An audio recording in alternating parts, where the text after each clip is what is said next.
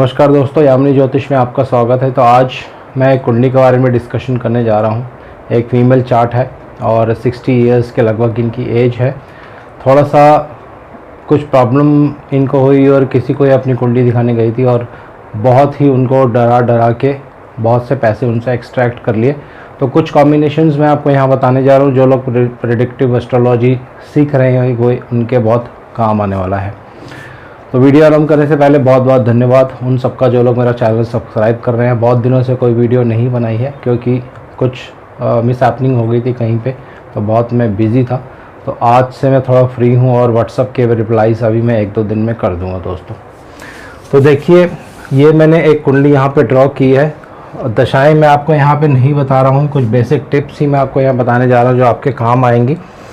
और कुछ चीज़ें आप नोट कर सकते हैं। इनका जो जन्म है वो कृष्ण पक्ष की चतुर्दशी में है दोस्तों। अगर आप मेरी पुरानी वीडियोस देखेंगे तो उसमें मैंने एक वीडियो में बहुत क्लियरली मेंशन किया है कि जिनका भी जन्म कृष्ण पक्ष की चतुर्दशी में होता है बहुत ही अशुभ दिन वो माना जाता है दोस्तों। तो इनका जन्म कृष्ण पक्ष की चतुर्दशी में हुआ है।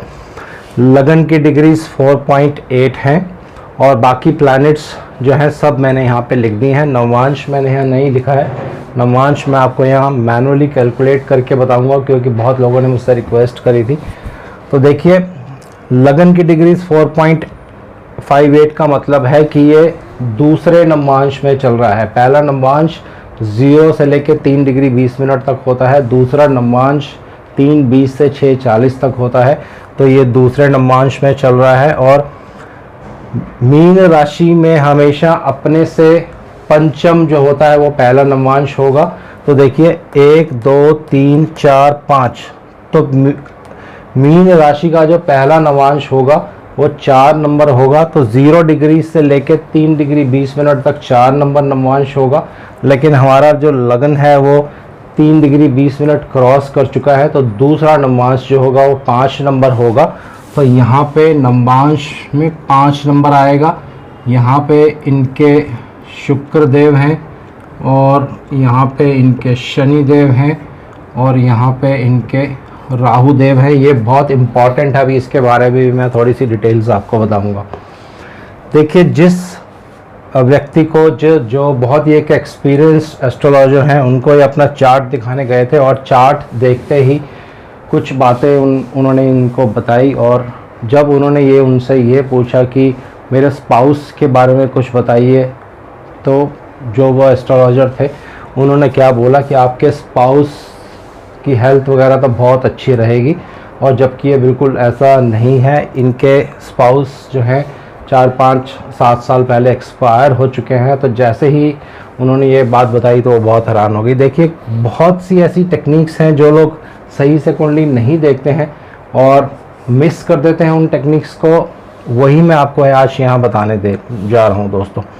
देखिए, लगन 4.58 डिग्रीज का मतलब ये है कि ये पहले दरेशकान में आएगा दोस्तों।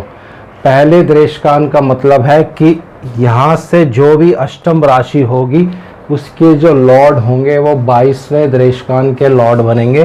तो यहाँ पे देखिए, शुक्र देव जो हैं ये 22वें दरेशकान के लॉर्ड हैं दोस्तों। ये बहुत ही इम्पॉर्टेंट पॉइंट है जो मिस कर दिया गया है कैलकुलेशन करते वक्त। और गुलिक भी 8th हाउस में है। वुमेन्स के फीमेल्स के चार्ट में जब भी आप कोई कुंडली देखते हैं, मैंने बहुत बार पहले भी शायद इसमें बताया है कि 8th हाउस जो होता है, खासकर फीमेल के चार्ट्स में 8th हाउस को मंगल सूत्र कहा जाता है दोस्तों। ये आप कह सकते हैं कि पति का आयु का भाव भी होता है एक तरह से। इसमें मैं अलग से और वीडियोस बनाऊंगा। तो गुलिक की पोजीशन प्लस 8th लॉर्ड शुक्र इस कुंडली के लिए वैसे ही एक बहुत अशुभ ग्रह है और वो एग्जॉल्टेड हो गए हैं दोस्तों। अब देखिए, बहुत से लोग यहाँ पे मिसकन्फ्यूजन कर देंगे कि शुक्र देव तो एग्जॉल्टेड हैं तो बहुत अच्छा रिजल्ट देंगे। जी नहीं, शुक्र देव यहाँ पे एक अच्छे प्लैनेट नहीं है और एक बुरे प्लैनेट जब एग्जॉल्टेड हो जाता है तो वो और भी ख़राब रिजल्ट देता है दोस्तों। एग्जॉल्टेड होकर ये सीधी अपनी दृष्टि 7th हाउस पे डालेंगे जो इनके पति की मृत्यु का कारक बनेगा दोस्तों। तो 22वें दृष्टिकान वहीं पे गुलिक का बैठना, ये एक बहुत ही खराब योग बन जाता है। कृष्ण पक्ष की चतुर्दशी में जन्म होना। और देखिए इसी शुक्र को अगर आप नवांश में देखेंगे तो ये फिर से पाप कर्तरी में है दोस्तों। ये बहुत ही इम्पॉर्टेंट पॉइंट है यहाँ पे। जो लोग प्रेडिक्टिव एस्ट्रोलॉजी सीख रहे हैं वो इसको ध्यान से देखें, ध्यान से समझें। ये पाप कर्तरी में नहीं है, पाप मध्य में है दोस्तों। मैंने गलत बोल दिया है। पाप कर्तरी कब होता है इसकी एक प्रॉपर डेफिनेशन होती है, वो भी मैं अभी डिटेल्स आपको नेक्स्ट आने वाले समय में बताऊंगा। तो शुक्रदेव यहाँ तो एग्जॉल्टेड होकर 8th लॉर्ड बन गए, यहाँ भी पीड़ित होकर सीधा अपनी जो दृष्टि है वो 7th हाउस पर डाल रहे हैं दोस्तों। हालांकि 7th हाउस पर गुरुदेव का शुभ प्रभाव है, लेकिन फिर भी शुक्रदेव के पास ज़्यादा पावर होने की वजह से, क्योंकि वो एग्जॉल्टेड होते हैं और एग्जॉल्टेड होने की वजह से 7th हाउस को उन्होंने ख़राब कर दिया। पति की जो आयु है उसको शॉर्ट कर दिया। और पति के जो स्वामी हैं बुध देव, वो अपने से ही अष्टम भाव में चले गए हैं दोस्तों। देखिए 1 2 3 4 5 6 7 8 जो भी प्लैनेट अपनी राशि से अष्टम में चला जाता है वो अपने हाउस को खराब कर देता है। और यहाँ पे सूर्य देव भी साथ में बैठे हैं। बहुत से लोग इसको बोलेंगे कि बुध आदित्य योग बन गया है, पंच महापुरुष योग बन गया है, क्योंकि शुक्र अपने ही घर में चंद्रमा से केंद्र में बैठे हैं, बृहस्पति भी चंद्रमा से केंद्र में बैठे हैं। बहुत से योग यहाँ पे बनेंगे, लेकिन बहुत ध्यान से कुंडली हमें देखनी होती है दोस्तों। मंगल देव यहाँ नीच के हैं, तो जैसे ही कोई प्लैनेट कुंडली में नीच के हो जाते हैं तो कोई भी योग रिजल्ट नहीं देता है दोस्तों। इतने योग होने के बाद भी ये अभी भी बहुत परेशानी में है, बहुत परेशान है। और देखिए जिन महानुभाव के पास अपनी कुंडली दिखाने गई थी उन्होंने उनको ये बोला कि आपकी कुंडली में मंगल और राहु इकट्ठे हैं, जो कि अंग कारक दोष बना रहे हैं। जी हाँ, मंगल और राहु अंग कारक दोष बना रहे हैं। लेकिन यहाँ पे थोड़ी सी मिस्टेक क्या की उन्होंने, एक चीज़ गौर से उन्होंने नहीं देखी। जो राहु की डिग्रीज हैं वो हैं 1 और जो मंगल की डिग्रीज हैं वो है 18।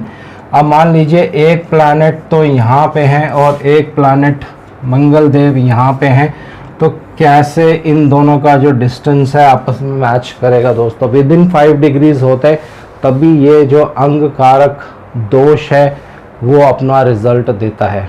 तो ये यहाँ पे बहुत सी ऐसी चीज़ें होती हैं दोस्तों वैदिक एस्ट्रोलॉजी में जो आपको समझनी पड़ेंगी, और उसके बिना अगर आप प्रेडिक्शंस करेंगे तो प्रेडिक्शंस जो है वो 100% गलत हो जाती हैं दोस्तों।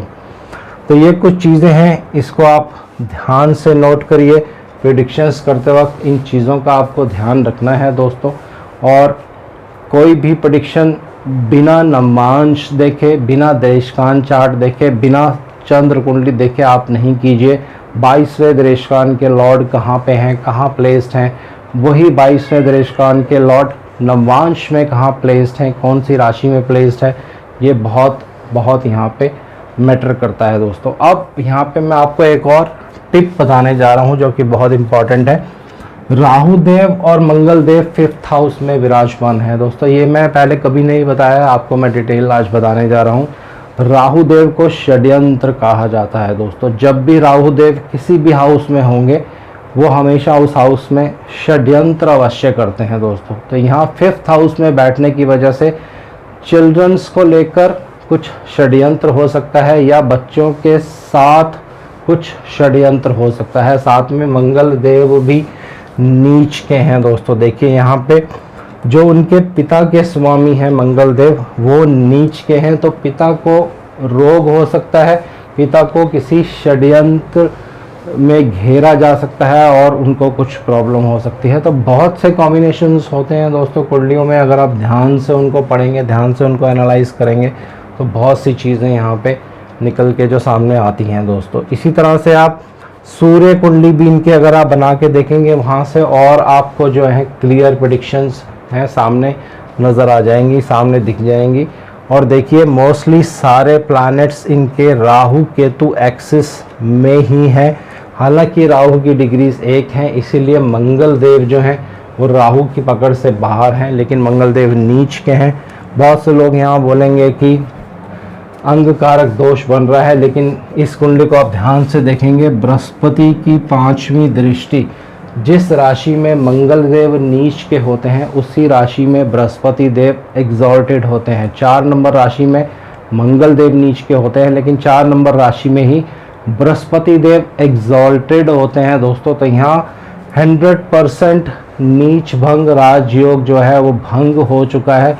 तो किसी भी रूप में मंगल यहाँ पे कष्ट देते हुए नज़र नहीं आएंगे, लेकिन राहु यहाँ पे प्रॉब्लम दे सकते हैं। तो यहाँ पे इनको बृहस्पति देव को स्ट्रॉन्ग करना चाहिए ताकि वो अपनी दृष्टि और पावरफुल शुभ दृष्टि जो है इन दोनों प्लैनेट्स पर डालें और इनकी जो बुराई है उनको थोड़ा सा कंट्रोल करें, उनको दबा के रखें। ये बहुत इम्पॉर्टेंट है। अगर आप सिर्फ मंगल और राहु देव की ही रेमेडीज़ यहाँ पे कर देंगे तो इफ़ेक्ट नहीं पड़ेगा दोस्तों। यहाँ पे आपको बृहस्पति देव को हर हालत में स्ट्रॉन्ग करना पड़ेगा। तो बहुत सी ऐसी चीज़ें हैं दोस्तों जो लोग मिस कर देते हैं। कुंडली का पहला पन्ना नहीं देखते हैं, कौन से पक्ष में जन्म है, कौन सी तिथि में जन्म है, कौन से करण में जन्म है, ये बहुत बहुत इम्पॉर्टेंट होता है। कौन से नक्षत्र में जन्म है, हालांकि मैंने यहाँ नक्षत्र अभी नहीं लिखे हैं तो वीडियो बहुत लंबी हो जाती है, थोड़ी कंफ्यूजिंग हो जाती है। तो नेक्स्ट वीडियो में दोस्तों मैं आपको बताऊंगा 4th हाउस के बारे में। जैसे मैंने आपको लास्ट वीडियो में कहा था कि 4th हाउस के बारे में डिस्कशन करेंगे, उसके बारे में डिटेल्स बताऊंगा नेक्स्ट वीडियो में। तो आज के लिए इतना ही दोस्तों। शनिदेव से मैं आग्रह करता हूँ सबके घर में सुख और शांति बनाए रखें। जय शनिदेव।